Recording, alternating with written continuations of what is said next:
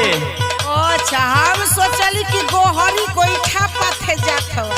अरे तू हमें यह समझ थी। सुना सुनाइया पहले बोला।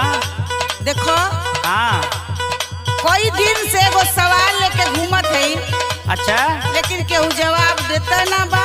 अच्छा हदे अजीत से पूछली, हाँ सुभाष से पूछली, मनोज से, राजेश से, तोरे अरविंदो से पूछली, लेकिन ई कुल बता ही ना पावत हम लोग। तो कहा हमारे छोट भाई गोलू से नहीं पूछलू? ना गोलू तो भेटैला ना नहीं पूछले होई। अच्छा तो आज तू भेटाइल हवा, तू बताइब। बतावा एक काम करा, जब सवाल के बात आई अच्छा तो हमारे एगो शर्त बा। मतलब तू पहले से तो